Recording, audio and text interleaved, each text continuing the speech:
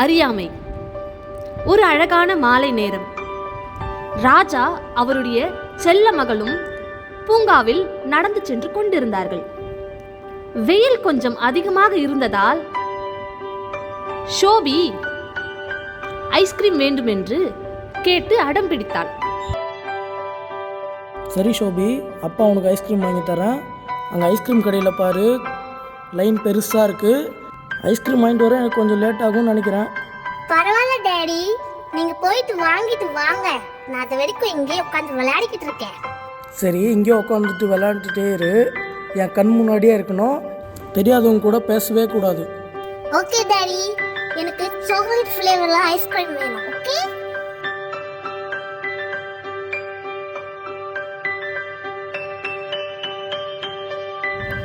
Ice cream வாங்குவதற்காக வரிசையில் நின்று கொண்டிருந்த ராஜா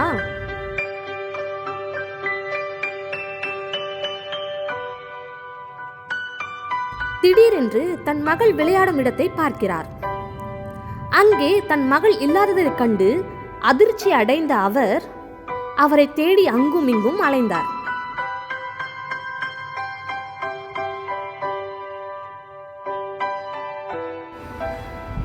அப்பொழுது அங்கே ஒரு இடத்தில் தன் மகள் ஒரு கந்தல் ஆடை அணிந்து பார்ப்பதற்கே மிகவும் பயங்கரமாக இருந்த ஒரு நபரிடம் பேசிக்கொண்டிருப்பதை பார்க்கிறார். பதறிய ராஜா கொஞ்சம் கூட யோசிக்கவில்லை.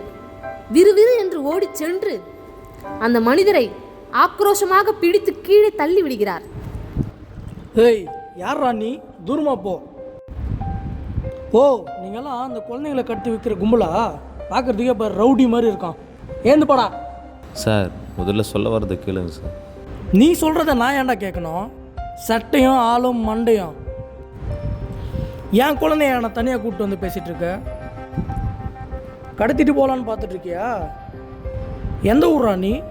உனக்கு இந்த பார்க்கில் என்னடா வேலை? சார், அப்படியெல்லாம் பேசாதீங்க சார், மனசு கஷ்டமாக இருக்குது. ஓ, உனக்கு மனசு வேறு இருக்குதோ? அது கஷ்டம் வேறுபடுதோ? இரு, முதல்ல போலீஸுக்கு ஃபோன் பண்ணுறேன். டாடி, அந்த அங்கிள் எதுவும் சொல்லாதீங்க டாடி. அவரு ஏய் ஷோபி, ஷட்டப். நான் உனக்கு என்ன சொன்னேன்? என் கண்ணு முன்னாடியே இருக்கணும்னு சொன்னல. யாரு கூட பேசக்கூடாதுன்னு சொன்னல. யார் கூப்பிட்டாலும் இப்படி வந்துடுவியா? வா இப்படி. சார், நீங்கள் நினைக்கிற மாதிரிலாம் கிடையாது சார், தப்பாக இட போடாதீங்க சார். நான் நினைக்காத மாதிரின்னா பெரிய ஐஏஎஸ் ஆஃபீஸரா? ஆளும் மண்டையும் பார்த்தாலே தெரியுது நீ ஒரு பொறுக்கின்னு. உன்னையெல்லாம் எதா பார்க்குள்ளே விட்டுது? குழந்தைங்க விளையாடுற இடத்துல உனக்கு என்னடா வேலை? உன்னால போலீஸில் பிடிச்சி கொடுத்தாதானா சரியாக வரும். சார் சார் சார் யாருக்கும் பண்ணாதீங்க சார், நானே போயிடுறேன். Sorry sir, please sir. ஏய் ஷோபி, எங்கே போக தேவையில்ல, என் கூடயே வா. இப்படி அந்த நபர் ஏதோ சொல்ல வந்தும் அதை ராஜா காதிலேயே வாங்காமல் தன் மகளை இழுத்துக்கொண்டு மீண்டும் ஐஸ்கிரீம் வரிசைக்கு வந்து விடுகிறார். ஐஸ்கிரீம் வாங்கும் முறை வருகிறது. அப்பொழுது அவர் தனது பாக்கெட்டில் கைவிடுகிறார். அதிர்ச்சி அடைந்த அவர் அவருடைய வாலெட் அங்கே இல்லை என்பதை உணர்கிறார். அவருக்கு உடனே சந்தேகம் வருகிறது. நிச்சயமாக அந்த பிச்சைக்காரன் தான் தன்னுடைய வாலெட்டை திருடி இருக்க வேண்டும் என்று மனதிற்குள் எண்ணி அவர் மீது கோபம் கொண்டார்.